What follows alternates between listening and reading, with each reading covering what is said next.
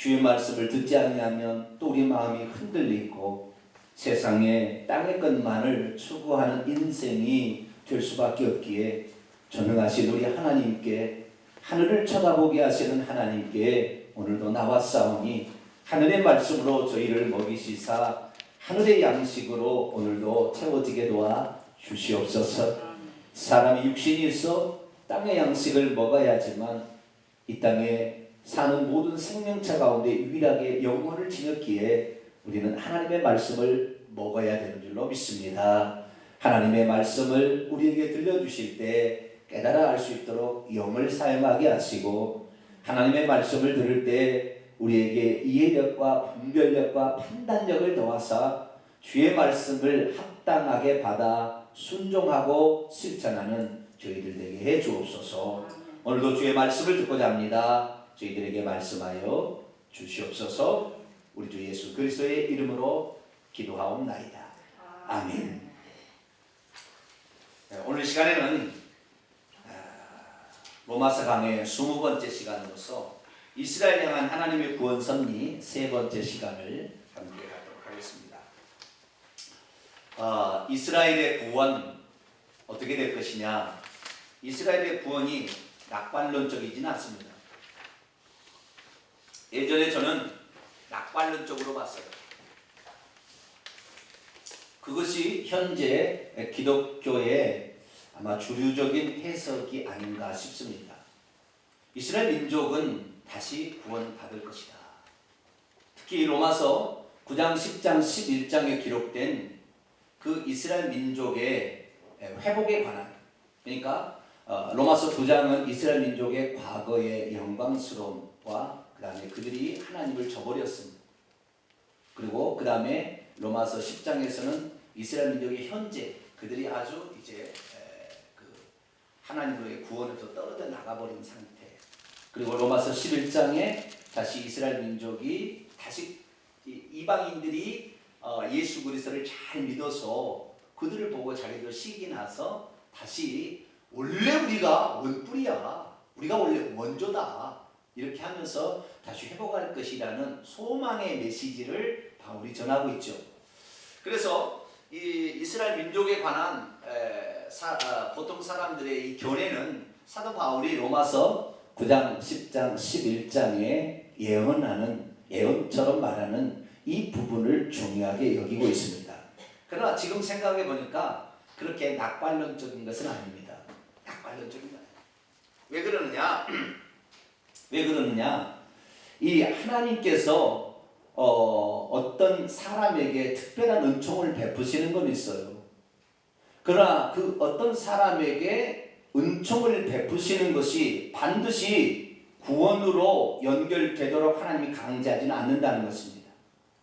그들에게 어떤 은총을 베푸심은 그들로 하여금 구원을 받을 수 있는 더 좋은 기회를 얻을 수 있도록 하는 것뿐이지, 구원까지도 하나님께서 얻도록 강제로 그에게 신앙 고백을 시키고 회개를 시키는 것은 아니기 때문에 그렇습니다. 그래서 하나님이 우리에게 베푸르신 은총은 우리가 보다 더 하나님을 더 잘 믿고 더 잘 섬기며 구원을 받을 수 있는 기회를 더 주시는 은총이지 구원을 시켜주는 은총이 아닌 것이에요. 그런데 그동안에는 구원을 시켜주는 은총이라고 해석을 그렇게 해버렸습니다. 그렇기 때문에 이 많은 사람들이 이스라엘 민족의 구원은 하나님께서 보장해 놨다는 식으로, 그러나 그들이 끝까지 완악한다면 그들의 구원은 절대 일어날 수 없습니다. 원가지들도 아끼지 아니하신다, 그렇게 말한 것처럼 하나님의 구원이 호락호락하게 그렇게 주는 게 아니에요. 하나님이 편애하시지 않는다는 것입니다. 그래서 우리는 정말 하나님의 구원 섭리와 경륜에 대해서 바라는 삶, 다시 말해서 이 사도 바울이 기도하고 소망하는 기도 제목인지 아니면 하나님의 절대적인 어떤 그 영역에 속한 것인지를 구분할 수 있는 능력이 되어야 되는 거예요. 이 지금 로마서 9장, 10장, 11장은 변치 않은 하나님의 절대적 계시의 말씀이 아니라 이것은 사도 바울의 간절한 소원이에요, 소원. 자, 로마서 9장을 한번 볼까요?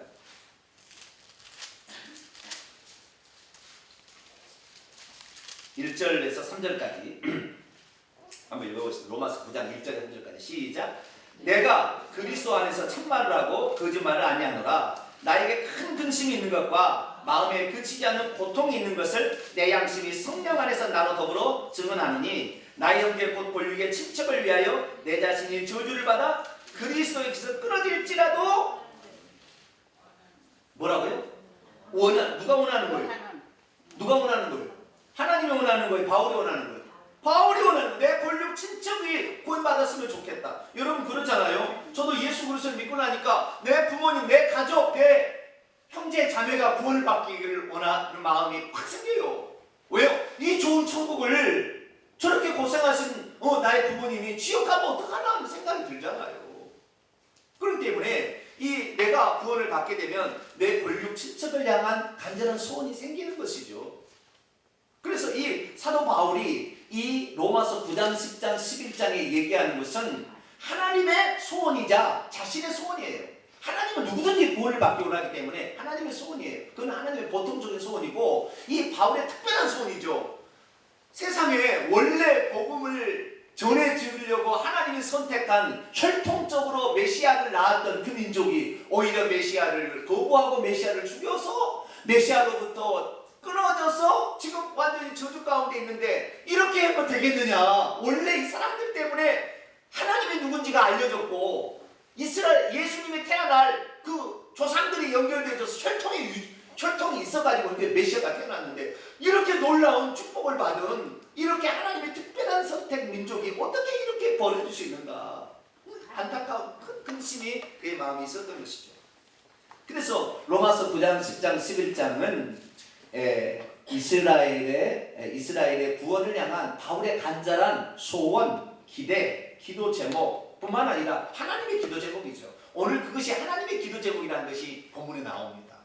하나님 얼마나 이스라엘 민족이 다시 회개하고 돌아오기를 간절히 바라시는가. 아무리 간절히 바라고 하나님이 바란다 할지라도 강제로 사람을 구원할 수는 없어요. 그렇기 때문에 우리가 스스로가 자신이 죄인임을 깨닫고 하나님 앞에 충성하기를 다짐하는 일이야말로 하나님이 얼마나 기뻐하는지 몰라요. 요즘에 잘못된 거꾸로 가는 게 있어요. 다투린 건 아닙니다만은 이 원칙 어떤 그 영적인 원칙이나 이 법칙들을 모든 상황 가운데 적용해 버리려고 하는 잘못된 거 있어요. 우리 주 예수 그리스도께서는 어떤 상황에서도 동양이든 서양이든 남자든 여자든 과거든 현재 동일한 법칙이에요. 예수님의 말씀은. 그러나 사도 바울이라는 인간이 말하는 것은 그 상황 당시에 상황적인 윤리와 문화를 힘입고 얘기를 하고 있기 때문에 그때는 옳았지만 지금 그때는 결혼하지 말라. 왜? 임박하는 환난과 주의 재림이 있기 때문에 처녀를 둔 자들은 본문 10장에 보면은 시집 안 보낸 것이 더 낫다. 이렇게 얘기를 하고 있다 이 말이에요. 그런데 그때 당시 왜 예수님 곧 올 줄 알았기 때문에 그런 생각을 할 수밖에 없었지요. 그런데 그것을 지금까지 똑같은 하나님 말씀으로 알고 시집 안 보내겠다. 이렇게 하면 어떻게 되겠습니까? 나란 문 닫는 것이죠. 하나님의 창조의 일법칙이 뭡니까? 창세기 1장 26, 28절 보면 생육하여 번성하여 땅에 충만하라. 이것이 율법의 제1계명인데 생육하고 번성하여 땅에 충만하라. 이것이 614가 율법의 제1번인데 그것을 어겨버리게 되는 것이거든요. 그렇기 때문에 어떤 원칙을 딱 그래서 이런 원칙이 있어요. 다 내려놓음이라는 책이 유명해요. 그런 비슷한 책이 있어요. 내려놓아야 된다. 다 내려놔야 된다. 이 다 내려놓는 게 뭡니까? 자신의 육체의 욕망, 죄된 본성을 내려놔야 된다. 자기의 뜻을 내려놓는다는 말이지. 우리가 하나님의 이 구속사역을 이루기 위해서 내 몸을 불태워 복음을 전도하는 것까지 내려놓고 하나님 무슨 방법, 무슨 신령한 성령의 음성을 듣고 이렇게 해야 된다. 이런 신호까지 적용을 해서 망가뜨리는 거예요. 그래서 오늘날 이 법칙, 예수님의 말씀은 동속 복음을 막론하고 항상 그것은 진리예요. 이건 변동이 없습니다. 이건 변하지 않아요. 그러나 다른 것은 이게 기도 제목인지 이게 바라는 삶인지 소원인지 아니면 하나님의 절대적인 경륜인지를 구분할 수 있는 눈이 있어야 된다는 것이죠. 저희들에게는 그런 구분할 수 있는 눈이 있게 되기를 축원합니다. 그래서 우리는 지금 시대에 하나님께서 무엇을 말씀하시든 더 주의를 기울여야 되는 거예요. 그때 당시에 그 말씀에 주의를 기울였듯이 오늘은 우리의 지금의 상태에서 무슨 말씀을 하시는 것인가를 주목해서 가야지. 과거에 다 내려놓으라니까 모든 걸 다 내려놔서 자기는 아무것도 안 하는데, 그래서 성령의 음성이 올 때까지 기다리는데, 그래가지고 이따가 귀신이 음성을 들려주는데 이것이 성령이 귀신이 보이지 않으니까 성령께서 하신 음성이다 그러고 그대로 순종하고 있다는 말. 이런 어리석은 자들이 있다는 말이죠. 우리가 여기에 이 민족을 구원을 향한 이 바울의 마음은 뭐예요? 내가 그리스도에서 끊어진다 할지라도 우리 민족이 구원받았으면 좋겠다고. 그는 이방인의 사도로 부름을 받았어도 그가 이방인 지역에 가서 단 한 번도 이방인에게 먼저 복음을 전했습니까? 전부 해당에 가서 자기 민족에게 먼저 복음을 전하고, 그리고 그 다음에 이방인에게 갔잖아요. 그 간절한 열망이 그에 있었던 거예요. 그런데 하나님께서 너를 이방인의 사도로 삼았는데 너가 유대인들에게 복음을 전하니까 너는 안 써, 너는 틀렸어, 그리고 없애버렸습니까? 그게 아니에요. 하나님은 우리가 하나님의 뜻 가운데 모든 사람이 구원받기를 원하니까 그 사람이 유대인들 이방인 간에 하나님의 백성 만드는 일에 이 사도 바울을 쓴 것은 사도 바울이 이방인에까지 복음을 전해야 된다는 열린 사고. 베드로는 그게 안 됐기 때문에 사도행전 12장이 안 나오잖아요.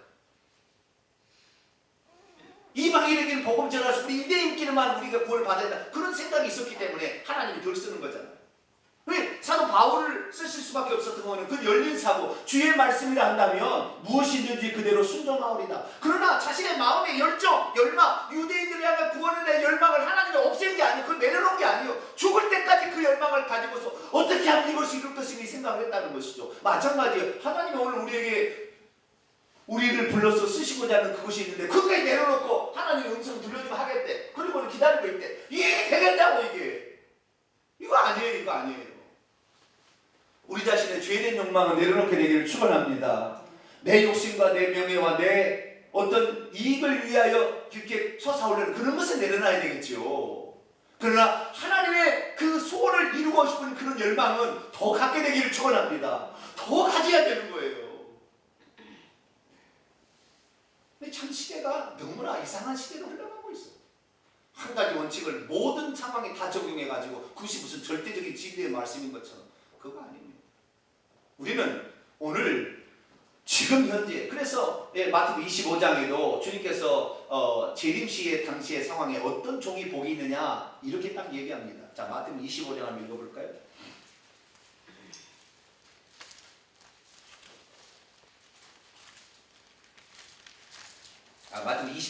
마태복음 24장 45절 46절까지. 마태복음 24장 45절 46절 있습니다. 시작. 충성되고 지혜 있는 종이 되어 주인에게 그 집 사람들을 맡아 때를 따라 양식을 나눌 자가 누구냐. 주인이 올 때 그 종이 이렇게 하는 것을 보면 그 종이 복이 있으리로다. 하나님 어떤 종을 복이 있다, 어떤 당신의 종을 쓰느냐, 때를 따라 카이로스, 그 하나님의 그 종한 어떤 특별한 그 시간, 그 시간에 따라 그 생명의 양식을 나눠줄 자가 있어야 된다는 거죠. 과거의 것 갖고 사도 바울이 뭐라고 얘기했다고 그렇게 얘기하는 칼빈주의, 이렇게 하면 안 되는 거예요. 그것이 얼마나 지금 잘못됐는지 이렇게 많이 지금 인터넷에 가보세요. 칼빈주의의 그 폐단에 대해서 얼마나 많이 지금 신학자들도 다 들고 일어나고 있어요. 과거에 이렇게 얘기했을 때는 칼빈주의 얘기하면 말도 못하겠습니다. 교단에서 쫓아버리기 이랬어요. 그러나 지금은 그렇지 않아요. 점점 시대가 지금 달라지고 있는 것이죠.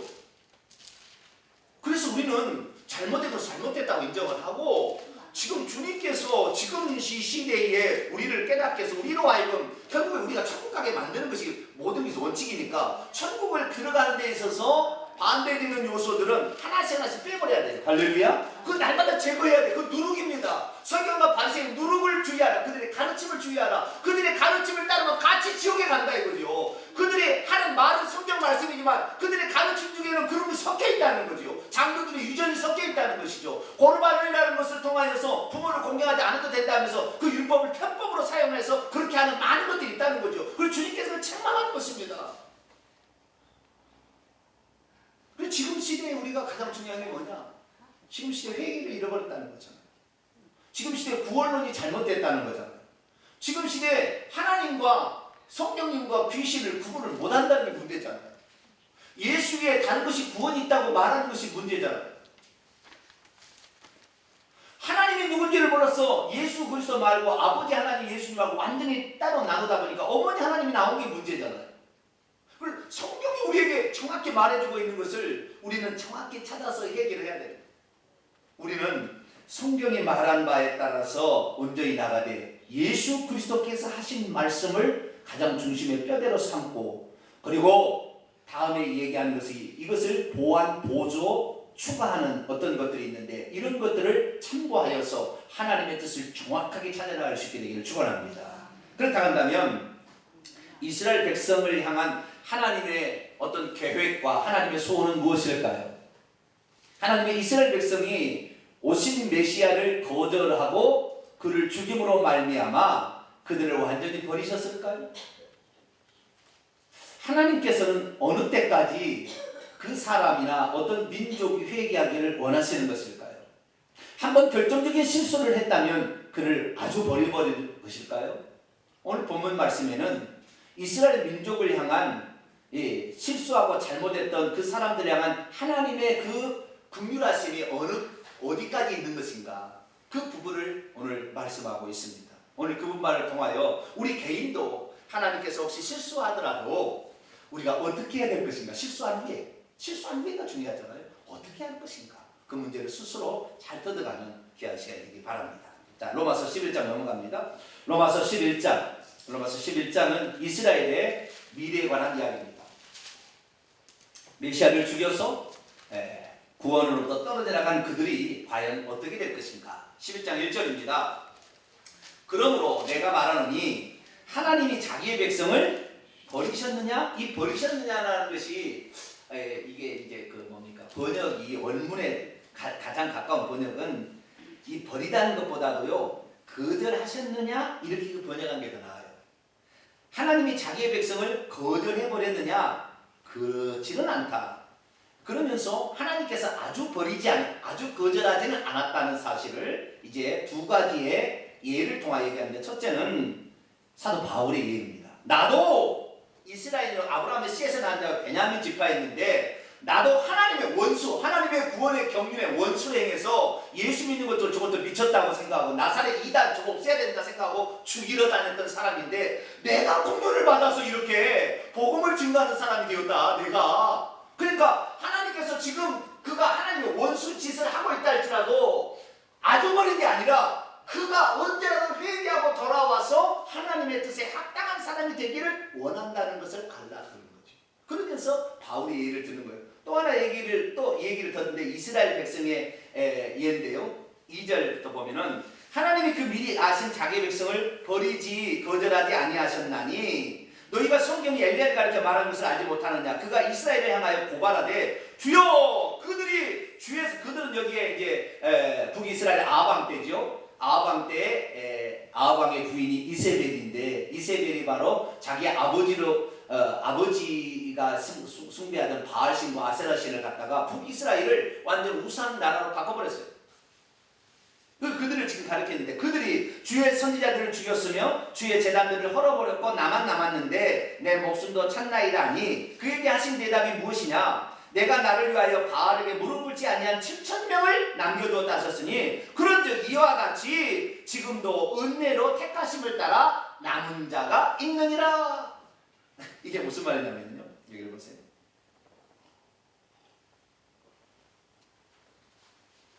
남유다는 하나님을 섬기기에 좋은 조건이 있었어요. 왜냐하면 남유다에는 하나님의 성전이 예루살렘에 있었거든요. 남유다는 유다와 베냐민 지파로 구성되어 있는데 그 유다와 베냐민 지파의 경계선에 그 성전이 있었어요. 예루살렘에. 이 베냐민 지파 땅입니다. 예루살렘은. 그래서 그 경계선상에 이렇게 예루살렘이 있어서 그 예루살렘에 성전이 세워졌기 때문에 하나님을 섬기는 어떤 제도적인 장치가 있었어요. 그래서 하나님을 섬기는데 용이했습니다. 그러나 북이스라엘은 나머지 10지파가 떨어져 나가서 에브라임을 장자 지파로 이렇게 해가지고 나머지 10개 지파가 북쪽에 떨어져 나가서 나라를 세웠거든요. 왜? 르호보암, 솔로몬의 아들 르호보암이 잘못해가지고, 그래서 여로보암이라는 사람이 10지파를 이끌고 와서 나라를 세운 게 북이스라엘 아닙니까? 근데 북이스라엘은 하나님의 성전이 없었죠. 그래서 가짜 성전을 만들었어요. 저 북쪽에 단에다 하나 만들었고 밑쪽에 베델에다 하나 만들어서 단을 만들어서 거기다가 이것이 하나님이라 그러고 거기다가 물 만드는 염소, 송아지 같은 이런 그 우상을 만들어 이것이 여호와다 그랬어요. 누가 하는 짓하고 똑같습니까? 이스라엘 민족이 과거에 출애굽 해가지고 하나님 어디 계시냐, 우리의 보이는 하나님 만들자 그래가지고 송아지를 만든 것과 똑같은 거예요. 이스라엘 민족은 과거에 이 송아지, 이 애굽 사람들이 송아지 핫토르라는 송아지 신을 숭배했거든요. 그래서 그 숭배하는 430년 동안 종살이하다 그걸 보고 배웠기 때문에 하나님은 보이는 형상이어야 된다 항상 생각해서 하나님 그 여호와가 이 송아지입니다 이런 식으로 연결을 한 거죠. 그런데 하나님은 뭐요? 우상을 만들지 말라고 그랬잖아요. 그런데 북이스라엘을 그렇게 만드니까 진짜 하나님의 백성들은 베델과 단에 가서 제사 드릴 수 없어요. 그게 하나님이야, 그게 여호와라는데 아닌데 왜 여호와를 그거 하냐 이거죠. 안 가는 거예요. 그럼 어떻게 됩니까? 각기 높은 산에다가 제단을 만들었어요. 어디다가요? 높은 산, 그것을 산당이라고 부릅니다. 그래서 성경책 읽어보면 산당을 폐하지 않았더라, 뭐 산당에서 뭐 했더라 이게 나오잖아요. 산당이라는 건 산에 있는 당, 제단 같은 곳으로 산 꼭대기에다가 만든 제단이에요. 그러니까 북이스라엘 사람들은 하나님을 섬기러 남유다로 갈 수가 없어요. 남의 나라니까. 그렇다고 해서 베델과 단에 가서 송아지 앞에 절할 수는 없는 일이고, 그러니까 진짜 믿음 있는 사람들은 그렇게 못 가니까 높은 산에다가 돌로 제단을 쌓아놓고 거기에서 하나님 이 나라의 민족을 구원해달라고. 북한이 지금 그러듯이 자기 집에 지하실에 그렇게 모여서 하나님 이 민족을 우상 숭배에서 빨리 벗어나게 해달라고. 왜? 이 5만 군데 이상의 김정일과 김일성이 우상을 세워놓고 거기서 절해야 꽃을 바쳐야 되잖아요. 그게 하나님이라고 그러잖아요. 북한은 지금. 왜 그렇게 하지 않도록 위해서 그렇게 제단, 이거 산당을 세워놓고 산당에 가서 거기에서 이렇게 한 거예요. 그런데 그것이 북이스라엘의 중간 정도 지났을 때 아합 때 완전히 다 허물어졌어요. 왜? 이세벨이라는 여자가 아합이 시집 오더니 자기 아버지가 섬기던 그 신을 가져왔는데 바알과 아세라 신을 가져왔어요. 농경신이죠. 하나님은 농경신이 아니었거든요. 하늘의 하나님. 예. 그렇지. 농경신 아니었어.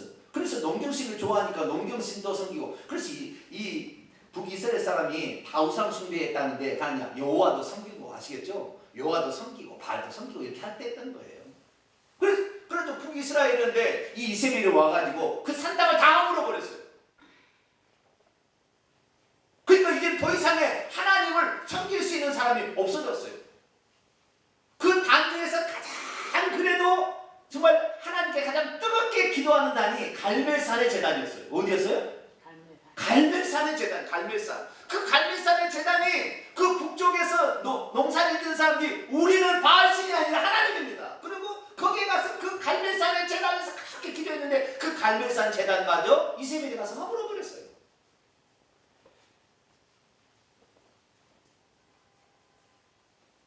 그러자 엘리야가 분연히 일어납니다.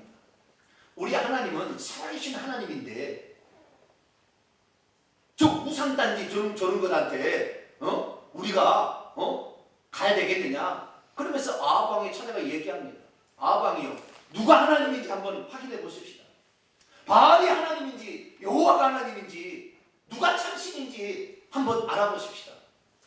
그리고 이 북의 사마리아로부터 얼마만큼 떨어진 저 북쪽에 갈멜산까지 서북쪽에 위치한 갈멜산까지 오라고 했어요. 왜? 거기에 하나님의 허물어진 제단이 있었거든요. 12돌로 쌓아다가 허물어진 제단이 거기 있었거든요. 그래서 거기서 전투를 하게 되는데 우리가 잘 알는 갈멜산에 엘리야의 하나님 거기 나오잖아요. 여기 다 생략하고, 그래서 거기에서 하나님이 불러서 응답하신 하나님이 참신해. 결국에 여호와께서 불러서 응답해서 그때 북이스라엘에 있는 아합 왕과 이세벨이 섬겼던 그 선지자들 450명, 400명, 바알 선지자, 아세라 선지자, 그를 기성강가에서 다 죽이고 그랬을 때 이세벨이 어땠어요? 자기의 선지자들 다 죽였다고 엘리야를 죽이겠다고 현황이 돼서 찾았어요. 그러자 엘리야가 그 기쁨도 잠깐이고 이세벨 왕비가 죽인다고 하니까 거르마 나살레라고 도망갔어요. 어디까지? 시내산까지. 하나님이 계시 원래 율법을 받았던 그 시내산에 가면 엘리야의 동굴이 지금도 있어요. 엘리야의 동굴. 시내산까지 도망을 쳤어요. 도망가다가 지쳐가지고 쓰러져. 하나님 죽여주세요. 좀 죽여주세요. 아니 내가 이렇게까지 잘했으면 하나님께서 뭐 으름장을 좀 놓아가지고 이세벨이 그냥 꼼짝 못하게 간이 콩알만큼 되게 만들었는데 나를 죽이겠다고 하지. 그냥 나를 죽겠다고 하는데 내가 하나님 위해서 이렇게 열심히 했는데 내가 결국에 이렇게 그냥 쫓겨다니는 신세 차라리 죽여주세요. 엘리야가 막 그러는 거예요. 그러자 하나님께서 응답하고 있지 않다. 나중에 이제 가르쳐주는 것이죠.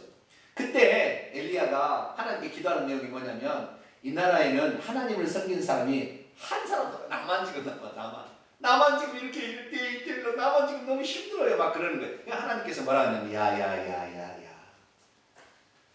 너는 너 혼자밖에 없는 것 같지. 그러나 이 북이스라엘은 아직 바알에게 무릎 꿇지 않는 7,000명이다. 여러분 7,000명이 7,000명이겠습니까? 7이라는 완전수에다 곱하기 1,000 많은 수를 의미하는 거잖아요. 북이스라엘은 아직도 바알에게 무릎 꿇지 않은 나의 백성이 많이 있다. 많이 있는 건 아니겠죠. 네. 아직 다 없어지지 않았다. 너만 있는 게 아니다.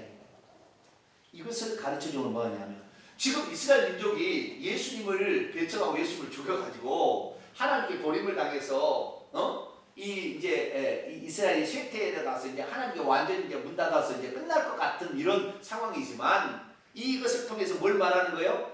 아직도 하나님께서 남겨두신 사람들이 있으니 거꾸로 말하면 아직도 여호와 하나님만을 참 하나님으로 우리 하나님만을 제대로 섬기려는 사람들이 있고 그 하나님이 예수님이라는 사실을 알고 따르려는 사람들이 아직도 많이 있다는 거죠.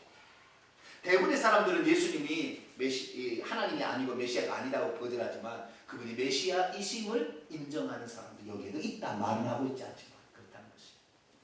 그래서 하나님께서 자신의 백성을 아주 버리지 않는다.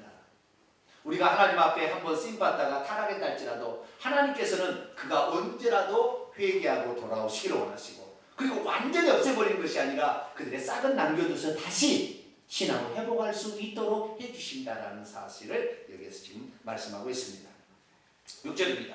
만일 은혜로 된 것이면 행위로 말미암지 않으니 그렇지 않은 은혜가 은혜되지 못한 그런 특별한 은총 이스라엘인이 혈통적인 은혜를 그렇게 베풀어서 아주 멸하지는 않으셨다는 것입니다. 7절 그러한 적 어떠하냐 이스라엘이 구하는 그것을 얻지 못해 의죠 의 그것을 얻지 못하고 오직 택하심을 입은 자가 얻었고 그 남은 자들은 우둔하여졌느니라. 그 택하심을 받은 자 소수만 결국에 예수님이 구원자가 되심을 인정하고 그렇게 하고 나머지는 다 우둔하여져서 스스로 메시아를 거부해서 완악하게 되었다. 그러면서 8절에서 10절까지 이 구약 성경의 신명기나 이사야 말씀을 인용해가지고 말을 합니다. 기록된 바 하나님이 오늘까지 그들에게 혼미한 무감각한 심령과 보지 못하는 눈과 듣지 못하는 귀를 주셨다 함과 같다. 그들은 그래서 이 영이 있어도 무감각해서 예수님이 누군지를 못 알아보고 눈을 직접 떠서 봐도 저분이 메시아인지를 모르고 귀로 들어도 저게 천국 말씀인지 모르는 사람이 있다는 거죠. 다윗이 이르기를 그들의 밥상이 오히려 올무가 되고 덫이 되고 거치는 것과 보응이 되게 하시었고 그들의 눈을 흐려보지 못하고 그들의 등은 항상 굽게 하옵소서라고 기도했던 것처럼 그렇게 하나님께서 그렇게 그들이 구원받을 수 있도록 많은 기회를 줬음에도 스스로가 완악해져서 거부해버리는 사람들이 있을 것이다. 또 오늘날도 마찬가지죠. 우리가 이렇게 복음을 전하면은요 참된 진리의 복음을 전하면 그 복음에 반응하는 사람이 두 종류가 딱 생기잖아요. 하나는 그런 말씀이 있었어요? 거기에 그런 말씀은? 이렇게 해서 이제 반응을 보이는 거죠. 어떤 사람은 쓸데없는 소리 하고 자꾸 빠졌네. 칼빈이 그런 얘기 했어. 이씨, 그렇게 두 부류가 딱 나오는 게 말씀을 딱 얘기해도 두 부류가 딱 나오는 거죠. 여러분 말씀이 어떤 것인가에 대해서 우리가 모른다면 판단을 유보하세요. 그리고 말씀을 찾아봐야 됩니다. 그리고 여호와께서 뭐라고 얘기하시고 예수님께서 뭐라고 얘기하는지 찾아봐야 되는 것이죠. 할렐루야. 그래서 그 말씀이 그렇다 그러면은 그 즉시 자신의 뜻을 굽혀서 그 말씀에 순종해야 되죠. 그런데 기존에 그 가지고 있는 것을 버리기가 어려워요. 목사님도 그렇습니다. 만약에 제가 과거에 얘기했던 것을 오늘 다시 번복해서 얘기하면은 내 본의가 무너질까봐 얘기를 못하는 거죠. 저는 얼마 전까지 천연한국이 실제적으로 있다가 했다가 한 달 전에 제가 바꿨어요. 아니더라고요. 하나님 눈을 열어주셔서 보니까 원문을 살펴보니까 아니에요. 이미 천국에 들어간 사람이 요한계시 20장에 보니까 그 예수님께서 죽고 부활하시고 지금 AD 95년경에 그때도 이미 사도 요한이 천국에서 보니까 하늘에서 왕을 하고 있다고 과거적으로 표현하고 있어요. 왕을 하고 있다고 지금. 그들은 순교자들이 올라가서 목배를 받은 자들 영혼이 왕을 하고 있다고. 그리고 장차 우리는 미래 될 일을 생각했는데 아니에요. 사람이 죽으면 지금 천국과 지옥을 들어가고 천국 들어가면 왕도 할 자가 있는 거예요. 그런데 과거에는 원문에는 우리 한글 성경 갖고는 절대 그게 안 나와요. 그게 과거인지 현재인지가 구분이 안 돼요. 완료인지 구분이 안 돼 있어요. 우리 한글 성경은 어려워요. 그리고 원문을 보면 그게 나오는 거죠. 그리고 모든 것들을 한눈에 딱 찍어보니까 답이 나오는 거죠. 그래서 저는요, 지금이라도 제가 이렇게 알고 있다가 혹시 제가 바꾸게 되면 우리 목사님은 참 진리를 따라서 순종하고 있다고 생각하기 목사님이 이랬다 해 저랬다 해 이렇게 생각하지 마세요. 제가 그런 바꿀 일은 이제 많지 않을 겁니다만은 어쨌든 이 참 진리 앞에 우리는 순종해 가야 되는 거예요. 그 전에 아니게 봤더라도 다시 눈을 열어주시면 즉시 그 눈을 떠야 되는 거죠. 그런데 이스라엘 민족은 끝까지 처음에는 아니었다가 보니까 진짜인데도 그 아니야 이렇게 해버리는 것이죠. 그래서 이 이스라엘 민족이 패망하게 되고 없어지는데 그런 행동을 따라가지 말고 우리는 주의 말씀이 가르쳐주면 그 앞에 순복하게 되기를 축원합니다. 그 사람이 구원을 받게 되는 것이죠.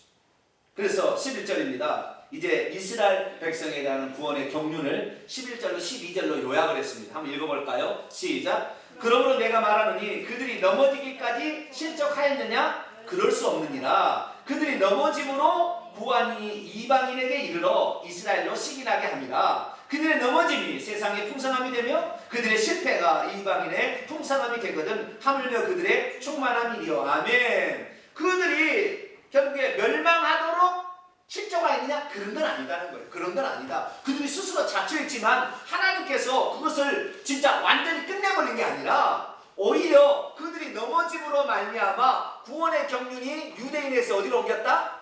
이방인으로 옮겨가더라는 거죠.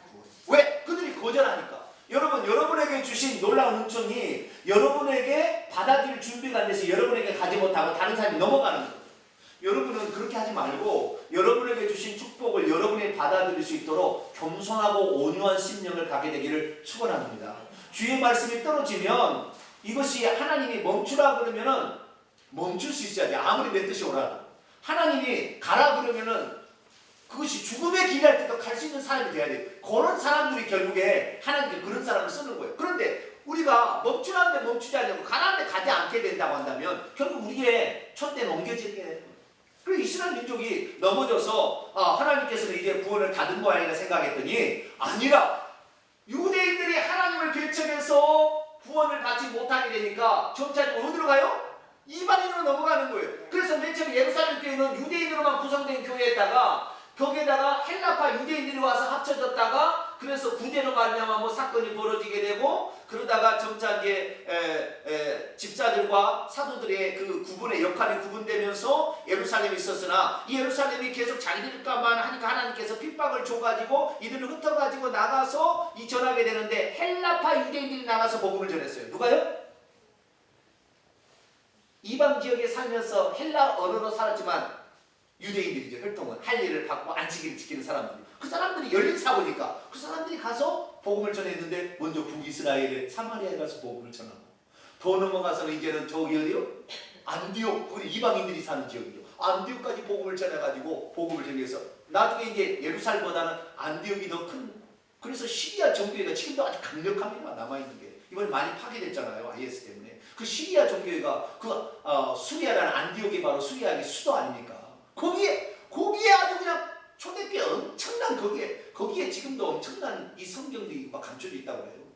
잠깐 여기에 지금 이 시리아에 여기에 안디옥을 중심으로 한 이방 성교의 거점이 있어서 여기에서 하나님께서 바울을 통하여 유럽으로 지금의 아니라 터키 지역을 지나서 에게해를 건너서 이탈리아 로마까지 복음을 증가하는 전적 길을 사는 거 아니에요?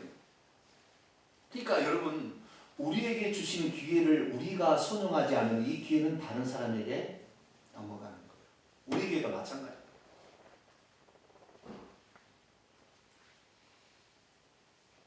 우리에게 하나님께서 이 시대 가운데 깨워서 하게 하신 일들을 우리가 감당치 아니하고 신앙생활 주일이나 다니고 헌금이 하면 되지. 그러려고 동탄에 똑같은 교회를 세운 건 아닐 거 아니에요. 이 교회나 저 교회는 그게 아니에요.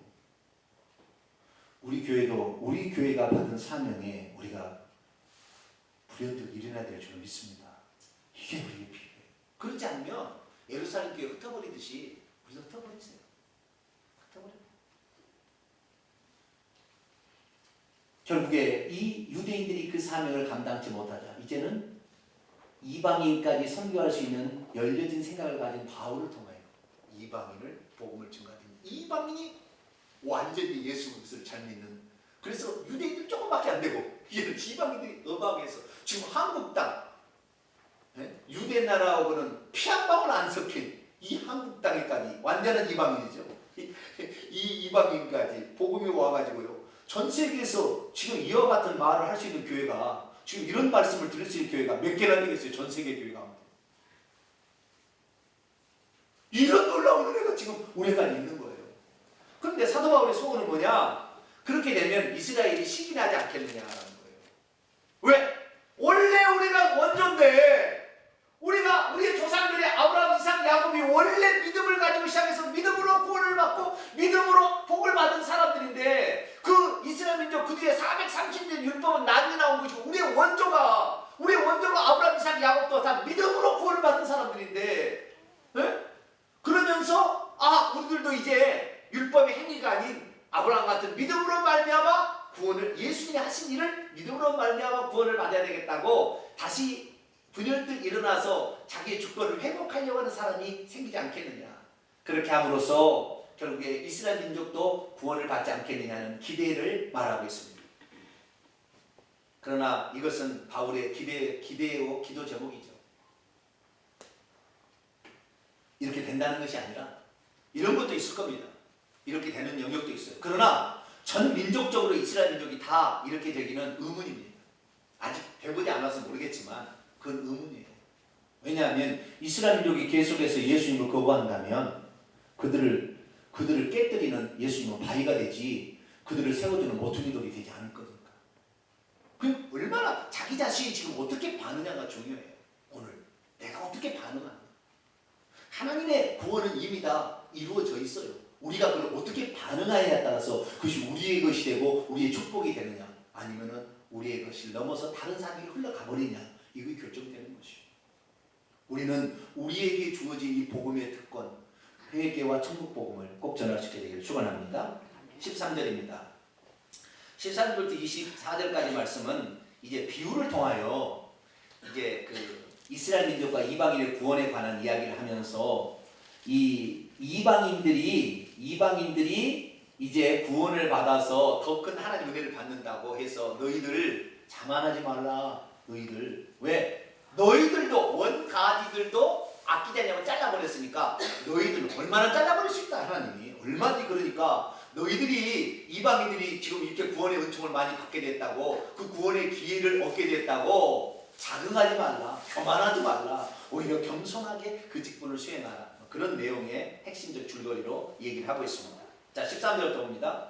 내가 이방인인 너희에게 말하노라. 이방인 교회죠. 로마 교회는. 내가 이방인의 사도인 만큼 내 직분을 영광스럽게 여기노니 이는 혹 내 권력을 아무쪼록 시기하여 하여 그 중에 얼마를 구원하게 하라. 그죠? 다 구원받는 게 아니죠. 그들 중에 얼마, 그들 중에 조금, 그들 중에 몇 명이요. 원문에 보면 그들의 몇 명 정도를 구원하는, 다 구원할 수 없어요. 이스라엘 민족이요. 왜 안 되느냐? 이스라엘 민족이 예수님을 통하여 구원을 회복하려고 한다면 그게 맞아요. 그런데 지금 이스라엘 민족 유대인들이요, 예수님을 구원자로 인정해서 구원을 받는 것이 아니라 다시 성전을 짓고 옛날처럼 제사 드리겠대요. 그게 되겠습니까?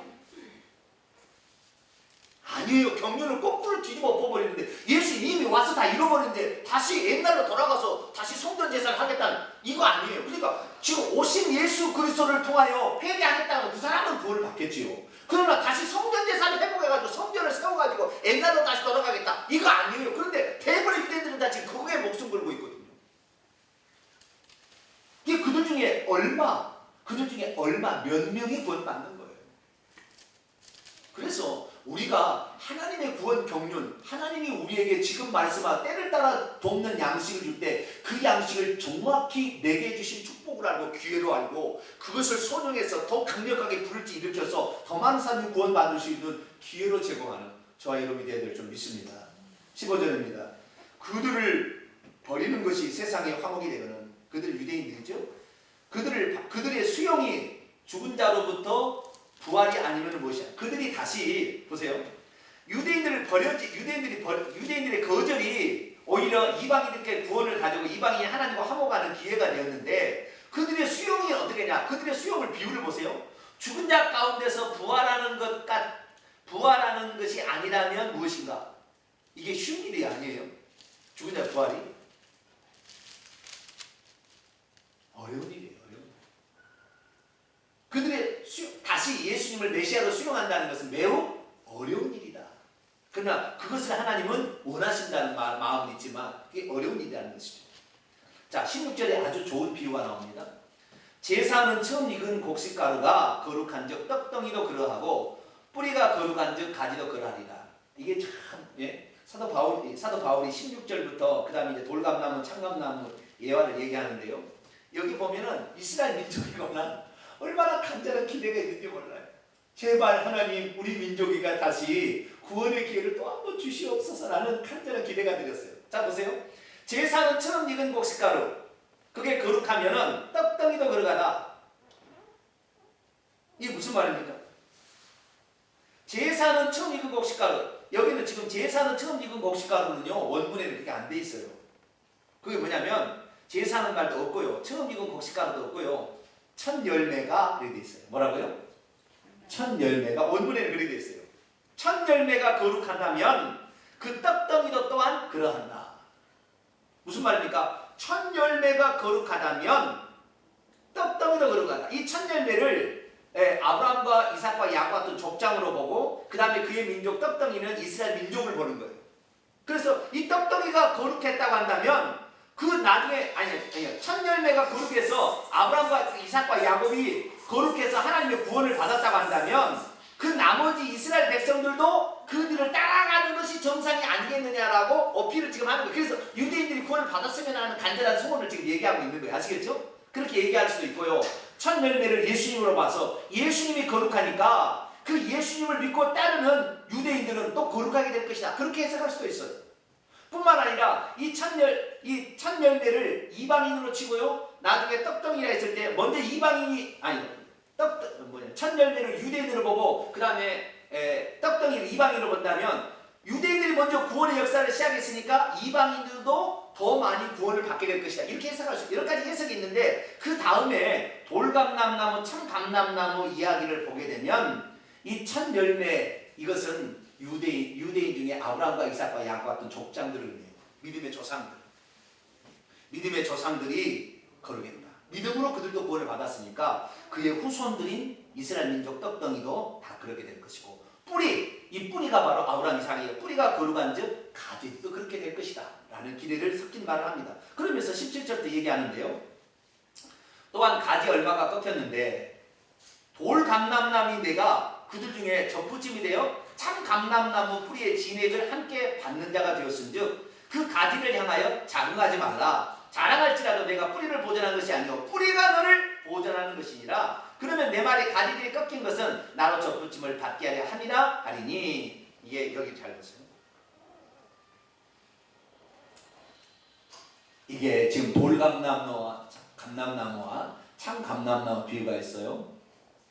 하나님께서 이스라엘 민족을 참 감람나무로 선택하셨어요. 선민이니까. 그래서 참 감람나무가 이렇게 참 감람나무가 뿌리에서 올라와서 이렇게 올라옵니다. 그래서 가지가 나와가지고 여러 가지가 생겨가지고 가지에서 열매가 맺혔어요. 그럼 뭔 열매가 열리겠어요? 참 감람나무 열매가 열리겠죠. 그렇죠. 그런데 돌감람나무라는 것은 가치가 없어, 상품의 가치가 없는 야생 감람나무예요. 그래서 그 감람류를 짤 수가 없어요. 써서 먹지도 못하는 거예요. 그런 참 감람나무야만이 이것이 유용한 기름도 쓰고 치료제도 쓸 수 있는 그런 감람나무 열매요. 자, 이 뿌리가 있는데 이 나무는 무슨 감람나무라고요? 참 감람나무예요. 뿌리에서 가지가 올라와가지고 다 열매가 있는데 어느 날 하나님께서 이들이 참 감람나무 열매를 맺었는데 참 감람나무인데도 똘감람나무 열매를 막 맺는 거예요. 야, 이거 그러지 마라. 선자를 보라. 그러지 마라. 너희들 회개해라. 너희들 그러면 안 돼. 너희들 안 돼. 그런데 계속 그렇게 하나님 잘라버렸어요. 가지를 잘라버렸어. 가지를 잘라버려가지고 처음에는 이제 일부만 잘랐죠. 잘라가지고 거기다가 돌감람나무 접을 붙였어요. 그랬더니 이 돌감람나무가 날 열리는 걸 보니까 참 감람나무 열매를 맺히는 거예요. 아시겠죠? 그 비유를 지금 하는 거예요. 그런데 사도 바울은 이 비유를 지금 거꾸로 뭡니까? 이 세상의 법칙하고 거꾸로 얘기하고 있어요. 그러니까 원래 그러진 않아요. 여러분, 단감나무에다 똘감을 붙이면 그 똘감나무에서 단감이 열려요? 모르시나요? 이게 단감나무예요. 그런데 똘감나무를 갖다가 단감나무 가지를 잘라 똘감나무 접으시면 여기서 단감이 열립니까? 안 해보셔서 모르죠? 똘감이 열리죠. 자, 똘감나무예요. 똘감에다가 단감을 접을 붙이면 그 가지에서 뭐가 열려요? 단감이 열리죠. 그렇죠. 요 뿌리와 요 줄기는 그 큰 통은 이 단감이니까 여기다가 똘감이지만 단감나무에 접을 딱 붙이면 여기서 있는 단감이 열리게. 그러니까 지금 사도 바울은 거꾸로 얘기해요.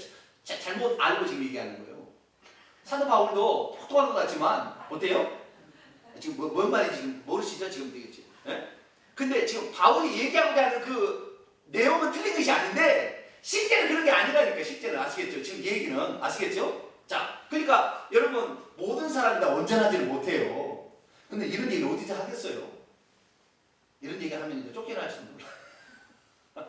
근데 우리가 이 원래대로는 아니에요. 원래는 그렇지 않는다. 근데 여기서 사도 바울이 비유하고 싶은 게 그런 거예요. 뭐요? 원래 이 뿌리가 뭐요? 아브라함, 이삭과 야곱을 통하여 믿음으로 구원을 받는다고 회개하고 믿음으로 구원받는 사람이 있었어요. 그래가지고 있었는데 이들이 나중에 행위로 율법을 지켜서 구원을 받는다고 잘못된 가버린 하나님이 이들을 잘라버리고 이방인에서 딱 붙였어요. 그랬더니 이방인들이 그래요. 아브라함과 이삭과 야곱 믿음과 행위로 구원을 받는다고 했죠. 이방인들도 그래 우리도 예수 믿고 구원을 받고 회개야 구원을 받죠. 그리고 구원의 열매를 막 주렁주렁 열리는 거예요.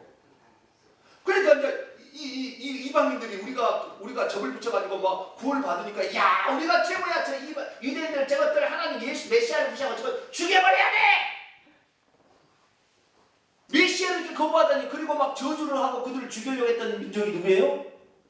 독일 히틀러가 그랬어요. 히틀러가 유대인들을 600만 명을 죽였어요. 왜? 메시아를 거부한 민족이라. 그게 우리 기독교 카톨릭의 역사예요. 카톨릭 교황하고 손잡고 히틀러가 그렇게 했어요. 바울이 뭐라고 얘기하느냐? 너희가 똘감나무 해가지고 너희들은 똘감나무로 지옥 갈 사람이었는데 너희들이 어쩌다가 접붙임을 받아가지고 너희들이 믿음으로 구원을 받는 사람이 되었다고 유대인들을 멸시하고 원뿌리를 멸시하고 너희들만 뛰어나다고 뭡니까 이 독일 무슨 게르만 민족인가요? 거기 민족만 뛰어나다고 이렇게 얘기하는데 하나님 너희들 가짜없이 없애버립니다. 그래서 메르켈 독일 총리가 목사의 딸입니다.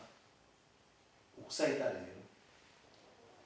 그 목사의 딸이 지금도 과거에 전범했던 모든 전범자들을 단상에 세워서 다 정죄해서 벌을 받게 하고 지금도 잘못 죽였던 유대인들을 가서 사과하고 징계하고 있어요. 왜?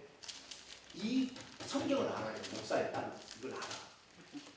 너희들이 지금 참 감람나무의 뿌리에 접붙임을 받아가지고 너희들이 지금 구원의 열매를 맺고 있지만 너희들 스스로가 구원받을 수 있는 형편은 아니었다. 다 뿌리와 줄기가 있었기 때문에 너희들이 그렇게 구원을 받아. 그러니까 우리는 유대인들의 고마움을 마음을 가져야 되죠.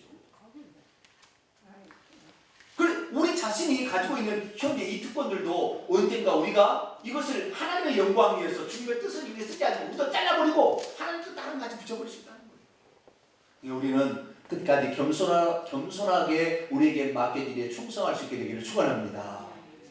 자긍하지 말아요. 교만하지 말아요.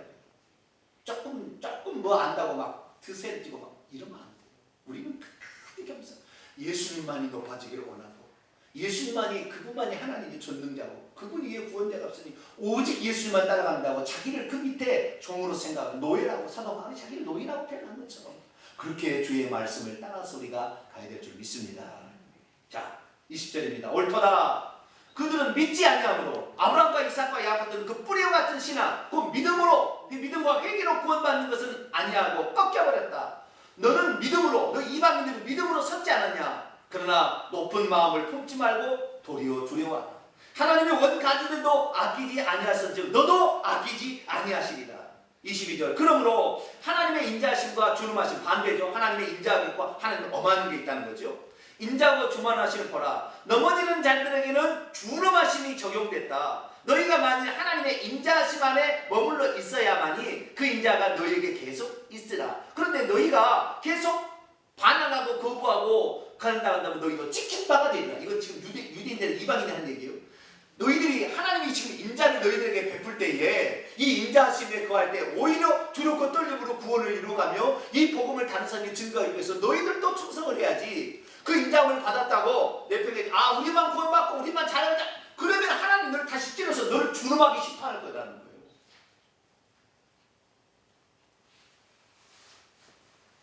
무서운 말이죠. 23절. 그들도 믿지 아니하는데 머무르지 아니하면 접붙임을 받으니 결국에 이방인들도 믿지 않은데 머무른다면 그들도 꺾여질 것이고 그러나 믿지 아니하는데 믿는데 머무른다면 접붙임을 또 받게 될 것이라는 거죠. 이는 그들을 접으실 능력이 하나님께 있습니다. 내가 원 돌감나무 원래의 돌감람나무에서 찢김을 받고 본성을 거슬러 좋은 감람나무에서 접붙임을 받았으니 원가지인 유대인들이 얼마나 더 참 감람나무 자기에게 접붙임을 받겠느냐. 자, 여기 보세요. 참 감람나무인데 이 열매가 좋은 열매를 안 맺는 게 잘라버렸어요. 그래가지고 돌감람나무를 접붙였는데 이 돌감나무가 참 감람나무 열매를 막 맺는 거예요. 이것은 원래는 그러지 않아요. 바울은 이걸 모르고 지금 농사를 안 지어본 사람 같아요. 농사를 안 지어본 사람 같아서 거꾸로 지금 적용하고 있으나 그 내용을 알아셔야 돼요. 내용은 이 돌감나무, 참감람나무에서 돌감나무에서 참감람나무 열매가 이렇게 이제 열린다는 거죠. 그래서 어마어마하게 열렸다는 거예요. 나중에는 다 잘라지죠. 다 잘라져가지고 완전 이제 이방인 천지로 아직도 한 개나 두 개나 남았겠죠. 이제 완전히 버리지는 않으니까 유대인의 줄기가 아직도 남아있어. 지금도 유대인이 멸망하지 않고 있는 거 보니까 이렇게 남아있다는 거예요. 근데 너희들 이방인들 너희들이 이런 참감나무 열매를 가지고 있는데 잘못되면 안 된다는 거죠. 잘못된 건 너무나 많은데 그걸 다 교정해야 돼. 너무 많아. 자, 우리들은 잘못되지 말고 순전한 하나님의 말씀으로 가기를 바라는데요. 그런데 돌감람나무가 접붙임을 받아서 아름다운 참감나무 열매를 맺었는데 원 참감나무를 다시 접붙임을 받으면 얼마나 접이 잘 붙이겠냐고요. 우리 돌감나무 접붙이면 가끔 하나씩 죽는 게 있죠. 단감나무 이렇게 접을 붙이면 한 10나무 심으면 하나는 죽어요. 비닐 다 이렇게 한 달쯤이라도 죽습니다. 저는 이게 바퀴 때 어렸을 때 제 집에 다니는 바퀴 때문에 하나 죽을 수가 있어요. 근데 참감나무에다가 참감나무 접촉 얼마나 접이 잘 붙겠냐 같은 동료니까. 네. 그러니까 너희들이 지금 원래는 은혜 받지 못할 사람이었는데 은혜 받았다고 너무너무 자극하지 말아요. 교만한 소리야. 우리도 한순간에 잘려져요. 우리 교회도 마찬가지예요. 우리 교회도 우리에게 주신 은혜를 우리만 즐깁시다. 단칼에 끝나는 거예요. 그래서 우리 교회는 회개와 이 천국 복음 땅끝까지 지금요 저희 교회가 하는 일이 어마어마한 일이 지금 진행되고 있습니다. 그래서 앞으로 저희 교회를 통하여 우리가 함께 한 마음이 되어서 이 회개와 천국 복음을 끝까지 전하게 되기를 간절히 축원합니다. 거룩하신 하나님, 오늘 놀라운 이야기들을 저희들에게 들려주시니 감사를 드립니다.